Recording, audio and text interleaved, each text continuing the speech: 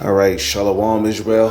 First and foremost, as always, I would like to give all praises, honor, glory, respect, and blessings to the creators of the heaven and earth, Yahweh, Bahasham, Yahweh Shai, Bahasham, Bachaha Kodash.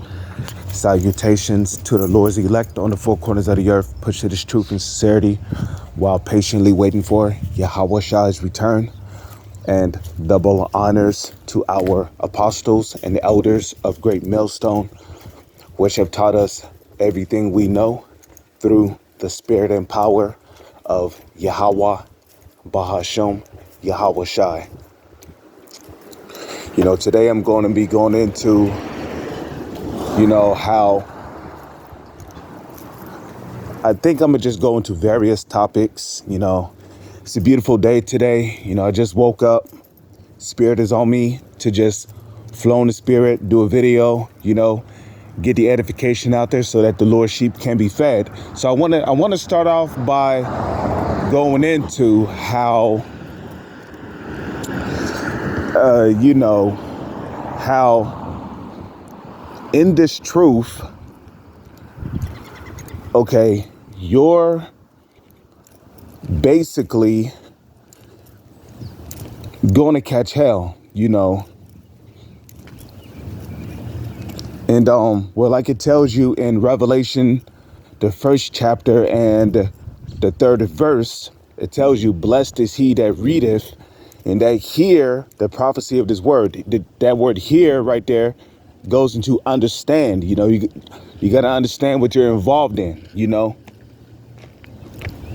Okay, precept upon precept, Isaiah the 28th chapter, which leads you to what? Sirach, the second chapter in the first verse. My son, if thou come to serve the Lord, prepare thy soul for temptation.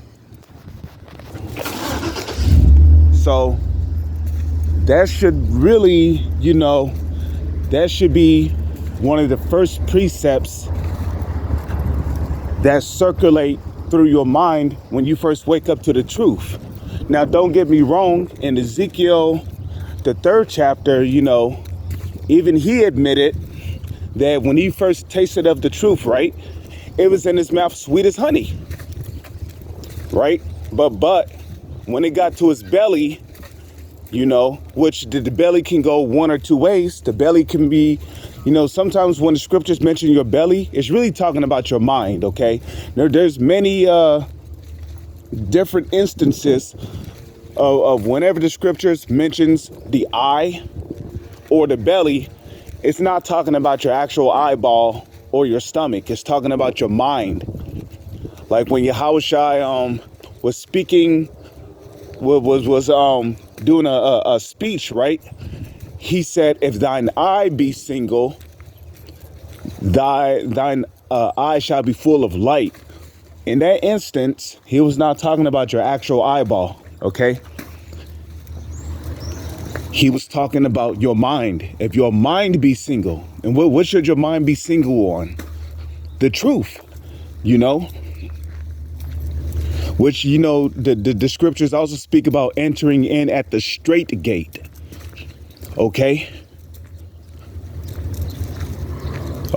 Because the straight gate is described as a path so narrow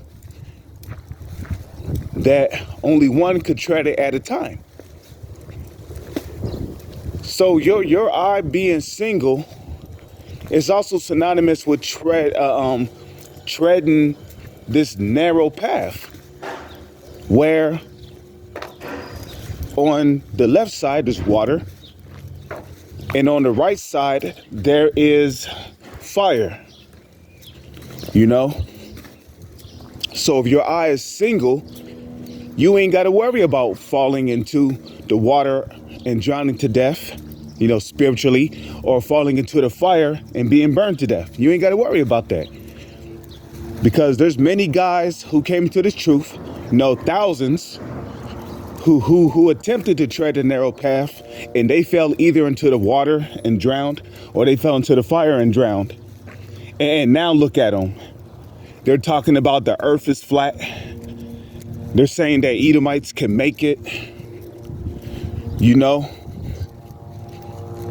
They went back to eating pork, smoking weed.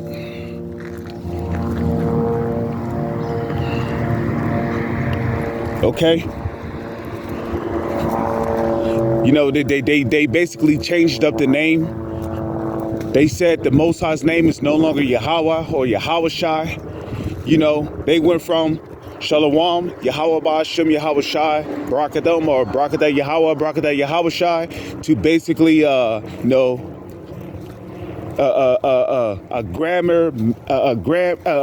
grammar crackers and macaroni. They went to calling on those names. They went to went to calling on Ahia, Yeshaya. You know, this is what happens when you fall into the fire or the water. This is what happens when you don't count the cost. And the scriptures speak about counting the cost. Rather, if you have sufficient strength to finish. This roughly paraphrasing, right? Because, well, when Yahushua was giving that parable to his disciples, what did he say? He said that those men which were bidden were not worthy. You see, there's a lot of guys who came into this truth who were bidden to the marriage, but they were not worthy, you know. And then you got some guys in this truth, right? They don't even have the wedding garment on, you know. And the Bible speaks about, you know, arise, arise, put on thy beautiful garments. And the beautiful garments, it's not talking about in a literal sense your actual garments that you physically put on your bodies. That the beautiful garments is really talking about the truth. And we know that Yahushua is the truth. Which is why when you read Romans, the 13th chapter, okay, what does it say? It says, but put ye on Yahushua Hamashiach, and make not provisions for the flesh to fulfill the lust thereof. You see that?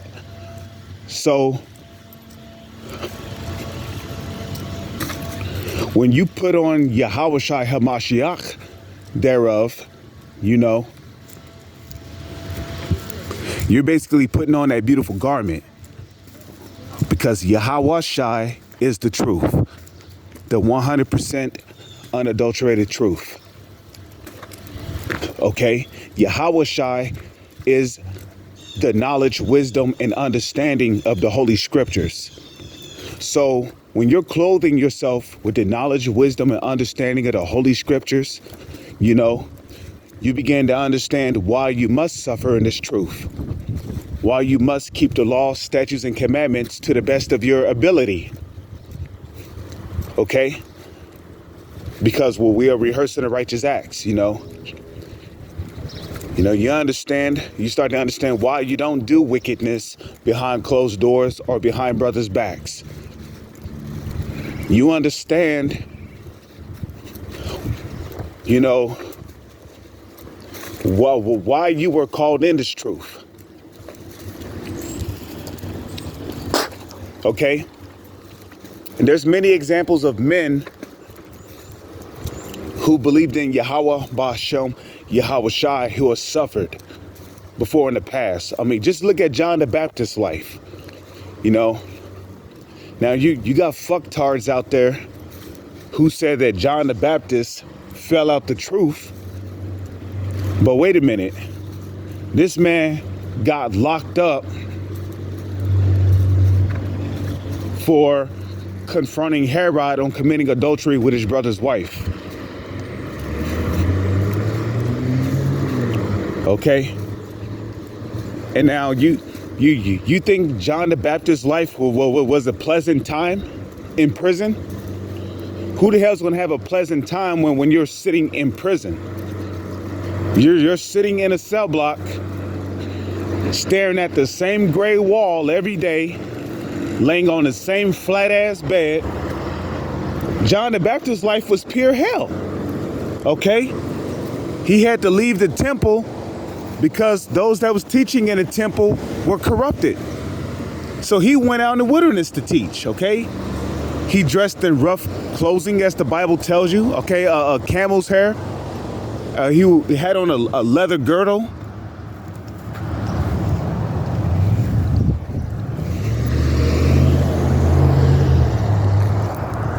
So John the Baptist's life was pure hell, okay? And he basically lived in the wilderness.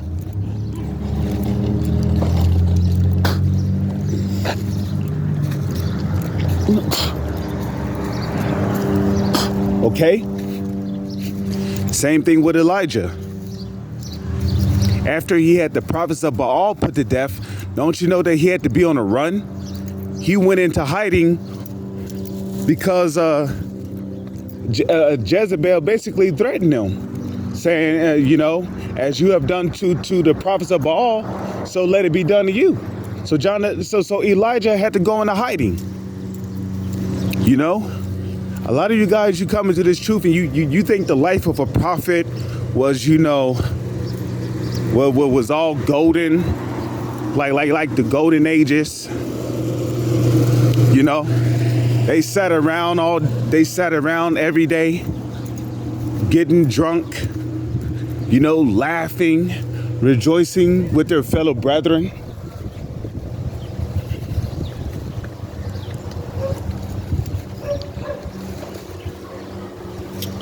You know, you think they was just up just playing board games all day and shit, tic-tac-toe, and you know, he was, you know, playing skip to my loo and throwing rocks and shit. Bro. No. The life of the prophets were always hell, man. Okay? Isn't it not written, O thou Jerusalem, Jerusalem, they that stonest the prophets? Some of the prophets, their life was always hell. I mean, come on. Isaiah had to prophesy butt ass naked.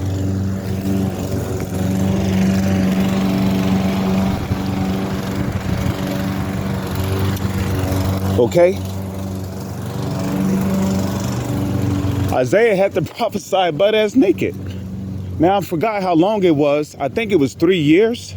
Because, you know, I was listening to the book of Isaiah. But Isaiah had to prophesy butt naked.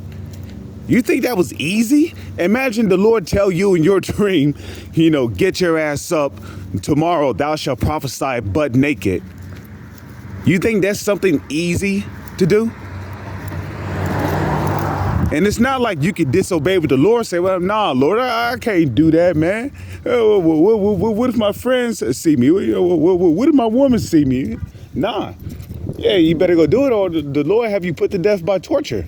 So you see, the life of the prophets were not easy, man. You know, some of the life of the prophets could be described as, yeah, I appreciate that. You know, he said, cool shirt. You know, you look at my shirt, right? It's a Demon Slayer. You know, it's my most favorite anime. Okay, Demon Slayer. Whenever y'all get the time, y'all should really check out that anime. It's got to be one of the best animes I've ever watched, if not the best anime I've ever watched. But you know, some people would describe that the life of the prophets were unfair, unbiased. You know, I mean, Jeremiah. Look at Jeremiah. All he did was tell Israel to repent, and where did that lead him? To being being sunken in a bunch of mud, starving, tied up. Okay, it led to him being locked up several times by his own people. It led to persecution.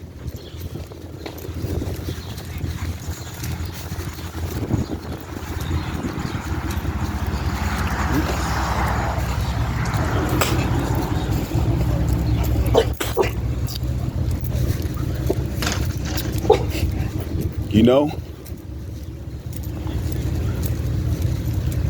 So even Jeremiah's life was hell, okay? Why do you think Jeremiah was known as the weeping prophet? Because it brought pain to him to see his people our people, the Israelites, and in a low state of mind, a low way of living. It pained him to see that shit. You know, Jeremiah wanted to see his people repent, you know, put away the sodomites in the land, you know, put away adultery, put away the idols, you know, the different wicked sacrifices that Israel was doing around those times. Jeremiah wanted to see his people stop doing those things.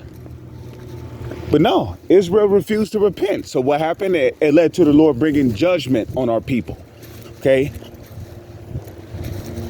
So, you know, Jeremiah was basically crying because, you know, our people was being destroyed, was being put to death by armies of the other nations, by different rulers of the other nation. So the life of a prophet was never easy. I don't think it was ever meant to be easy. Okay, Elisha. Okay, he was chased by he was chased by military. Okay, he had to depend on a miracle in order to blind those guys.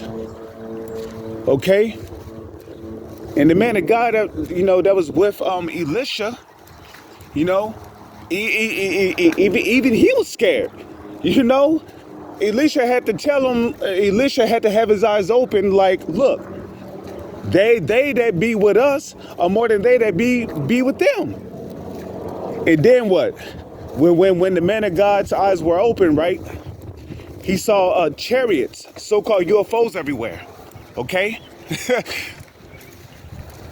which goes to show you that the scriptures don't lie. Psalms 34:7, the angel of the Lord encampeth round about them, that fear him, that fear Yahweh Ba'ashem, Yahweh Shai, and delivereth them.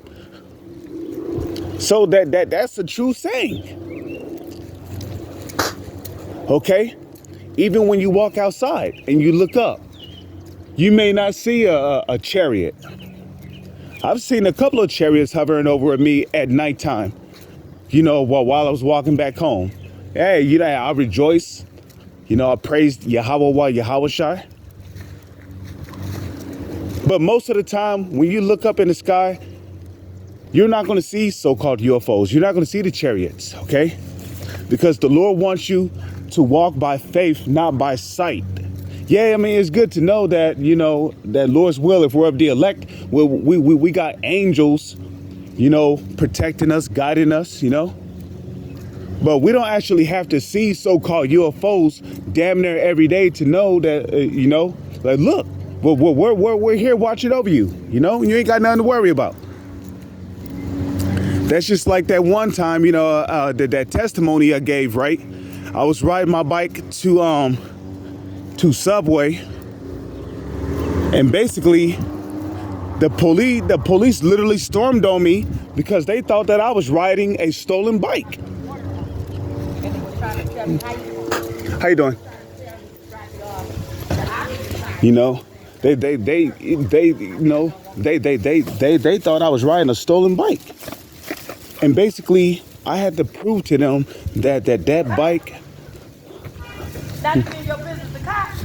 Yep. Yeah, because they just pulled me over for the quarter. I just told my aunt. They trying to get all their quotas and stuff. That's what it is. They pull all, and I feel like they pull it to black people, man. Yeah. It's I crazy mean, that you walk past because I'm listening to my aunt right now. hey, man's going to interrupt the Lord, you see? I mean, she told me that she got pulled over by the police, you know?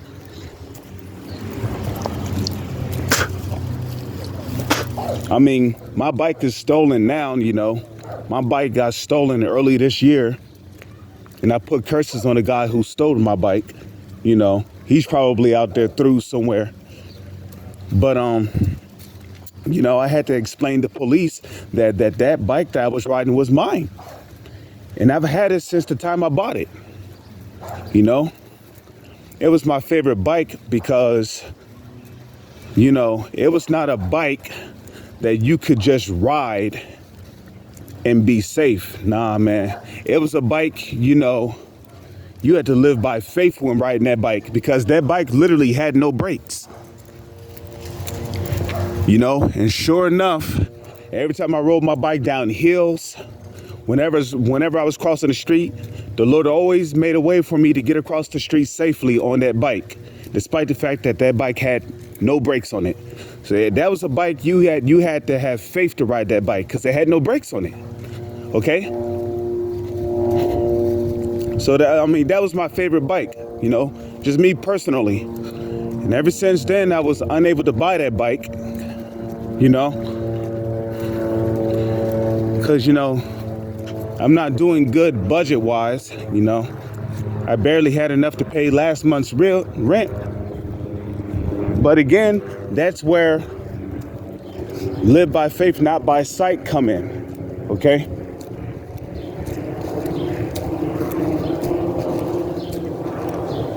Okay, because, you know, sure enough, after I've proven that that bike was mine, right? Because I didn't even have my initials written on that bike, you know? You know, they asked me to see my ID. I showed them my ID, you know, Matthew the 5th chapter, right? I agree with thine adversary quickly. I showed them my ID. And sure enough, they let me go. Because I did not give off the vibe that you know, that I would be somebody who would go around stealing other people's shit. And furthermore, as it is written, thou shalt not steal. You know, the scriptures tell you that.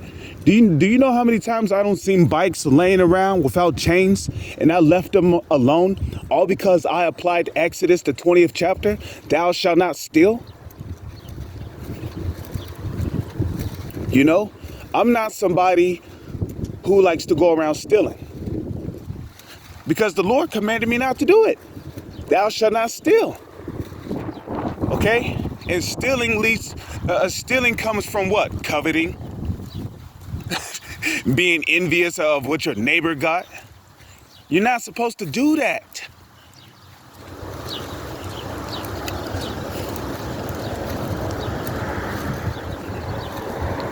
Because being covetous and envying what your neighbor got will lead to you stealing.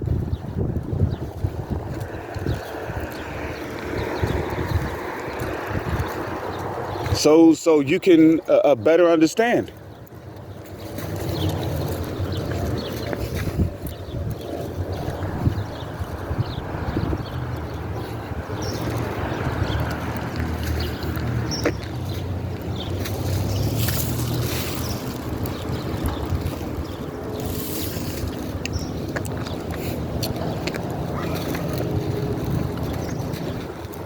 Okay?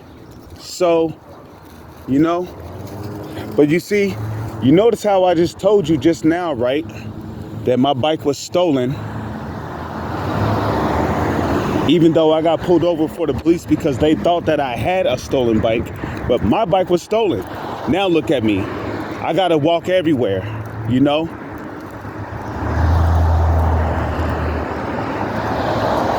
Which, you know, I don't mind walking, but hey, when I had my bike, I used to get any and everywhere so much quicker than this. Like if I was on my bike, I'd probably be very, very close to Walmart, which is at least about 5 miles away from here. And yeah, I used to ride that bike for miles at a time. If I wanted to, I could go and get me a bike right now. But that wouldn't be wise now, would it? Because my job pays me like shit. I'm not getting enough hours. And you know, and here it is, I'm looking for a different job now because my job is paying me like shit. It all comes with the territory of being in this truth.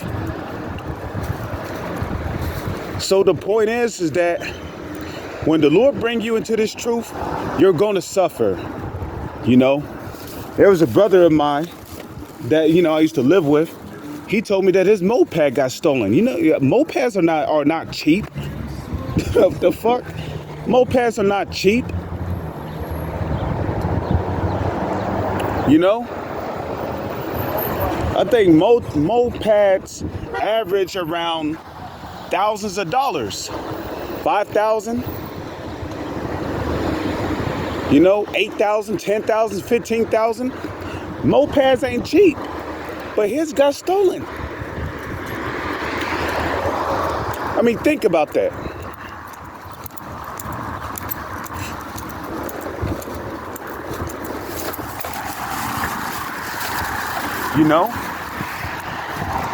And me personally, I've been through a lot in this truth.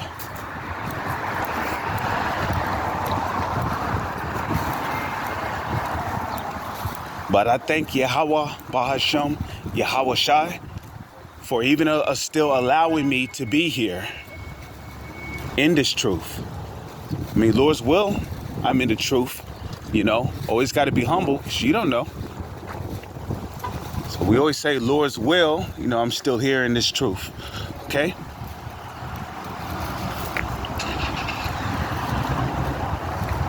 Because, hey, there's been a couple of guys, man, something that happened in their life that caused them to stop serving the Lord. They took their hand off the plow and they went back into the world. Now they're out there through. A lot of guys who fill out the truth, they end up homeless, pushing a grocery cart through the middle of the road, having fair arguments with themselves. Oh, fish dinner? I might have to come back there. This is spirit, because I've been craving fish lately. I mean, which eating fish is not bad, but too much fish is bad. I mean, fish in the sense of fishes with fins and scales are not bad.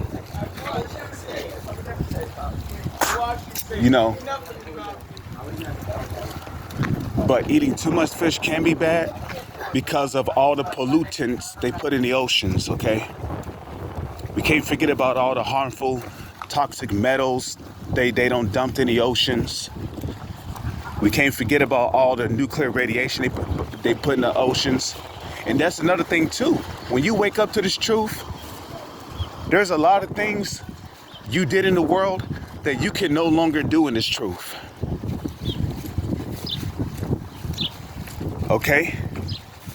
So when the Lord wake you up to this truth, guess what? You can't smoke anymore. You can't get tattoos anymore. You can't commit adultery anymore. You can't be a Mo anymore. You can't get edge ups on lineups. You can't have dreads. You can't have dreads. You got to be circumcised physically,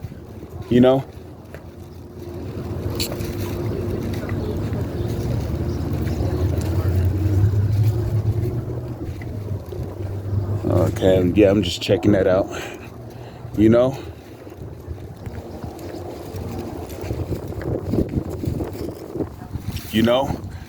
There's particular foods you can no longer eat. You cannot eat crab anymore. You cannot eat shrimp anymore. You cannot eat lobster, clam anymore. You cannot eat anything in the oceans that do not have fins or scales. You cannot eat animals with paws. You cannot eat horse meat. And well, we know Taco Bell's known for selling horse meat to their customers, whether in secret or intentionally. But they'll tell you it's beef, but it's really horse meat.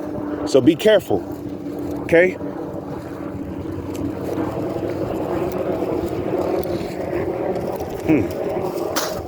Okay? They'll, You definitely cannot eat pork. Pork is the most common meat that our people love to eat. No more pork, The only clean chickens that we know you can eat is chicken meat, turkey, okay?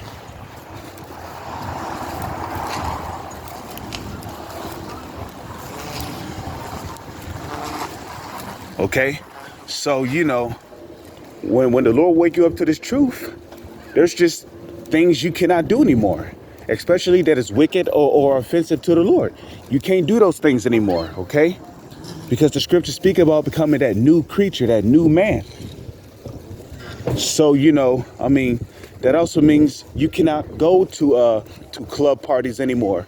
You can't go to house parties anymore. Why? Because there's a lot of women who go there who have men who's hitting on other guys there, committing adultery. You see?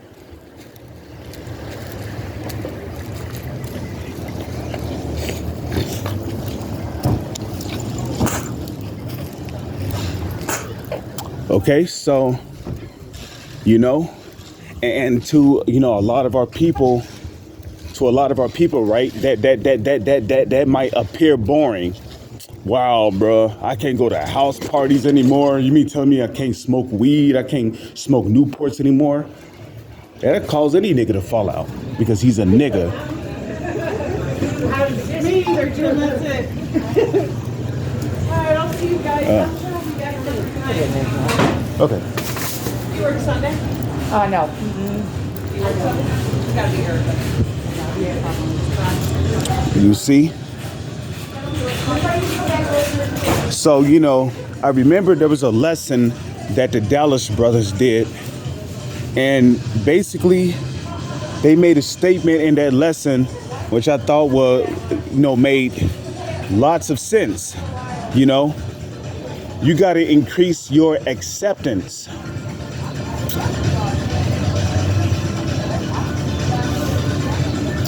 Okay? You got to learn to increase your acceptance. You have to accept the fact that you can't do the wickedness that you used to do in the world anymore, you know? And to a lot of people, that's going to appear boring, you know? That's going to appear boring to a lot of people. But that's because ultimately they're wicked and you know, they're not of the elect, because we know that the Lord's elect, they're not going to be roaming around committing wickedness or any of those vile acts. You know, they're not going to be doing that. You know, the elect is going to be fighting to be righteous to the best of their ability, because righteousness is what the Lord delights in. Okay. And how do we know that? Because in the book of Sirach, the 12th chapter and the 6th verse, it tells you that the Most High hateth sinners. You know, you got Christians out there who will tell you the Most High don't hate the sinner, he hates the sin. Well, Sirach 12 and 6 cuts that, because it tells you that the Most High hateth sinners. Because how the fuck are you going to hate the sin, but not the person that's committing the sin? The sin is obviously coming from a living entity, you know, that's just polluting the earth with wickedness.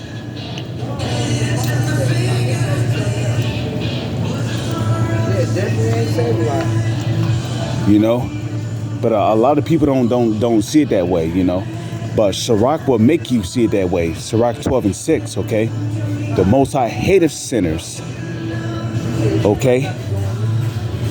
And he will repay vengeance to the ungodly, and keepeth them against the mighty day of their punishment to be punished. So don't think for a second that you can just commit wickedness and get away with it, because the Heavenly Father has your number. Okay? The Lord's got your number, man. You want to go around committing wickedness? Well, Most High's got your number.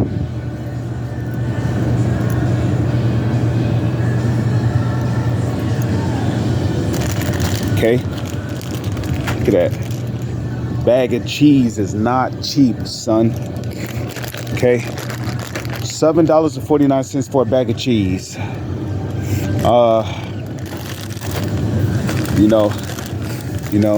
I fucks with Issachar, you know. I love eating Mexican food. Okay? Munster cheese. It makes you wonder why they call it Munster cheese. I think I'm gonna go with the Mexican 4 cheese.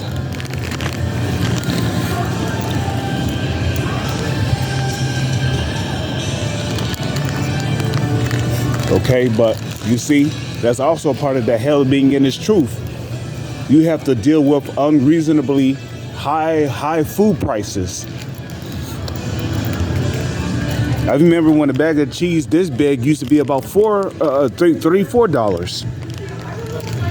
And now it's $7.49. But what do the scriptures say in Hebrews the 12th chapter? Despise not the chastening of the Lord, neither faint when thou art rebuked of him. For whom the Lord loveth, he chasteneth, and scourgeth every son whom he receiveth. Yeah, his name came about because Rachel was supposed to have Okay? Scriptures tell you that. Here, how about this? How about this? This one looks like it's going to be a little heavy. Okay, so, yep. The point of this whole lesson is that you're going to catch hell being in this truth regardless, and also understand this, that when the Lord wake you up to this truth, he's actually making you a part of an army, his army, okay? Now, you give me a time when somebody was being trained in the military and basically the sergeant, the general, or whatever leader was going easy on their soldiers. Okay? If you went into war with a bunch of soft soldiers, don't you know your army will be crushed? Your army would be through out there. Okay? You go into war with a bunch of soft soldiers because you was always easy on them. You didn't want to hurt their feelings. Nah, man. When you join the military, expect to be cursed out by your sergeant, your general, He might even say something about your mom and your dad. Okay?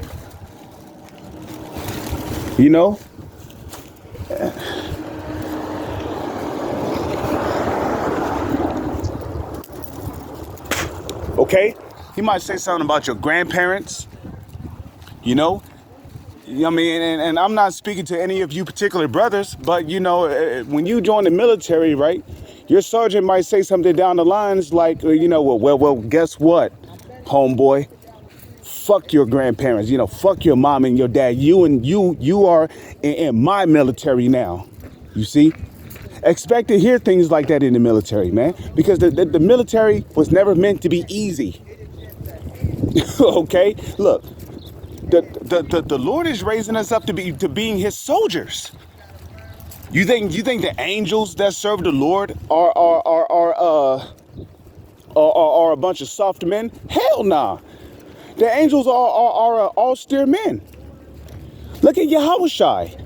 The Bible describes, when you read the book of Luke, it describes Yahushai as an austere man. So, being a part of the Lord's army, expect to be rebuked, expect to be cursed out by fellow brethren, expect to be yelled at. Because really, that's really the Spirit of the Lord. That's really Yahushai admonishing you through that brother, rebuking you through that brother. Okay? The Lord, and the proof that the Lord is raising us up to be his soldiers, Lord's will, if we're of the elect, is in the book of, I think that's 1 Timothy 2:6, when it tells you endure hardness as a good soldier for Yahushai Hamashiach.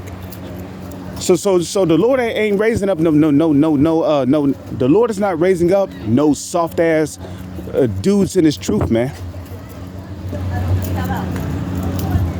I mean, point blank, period. It's just that plain and simple. But I don't want to make this video too long. I pray and hope that you sincere brothers and few sisters have been edified through the spirit and power of Yahweh, Bahasham, Yahushai. With that, I'm going to say shalom. It's on to the next one.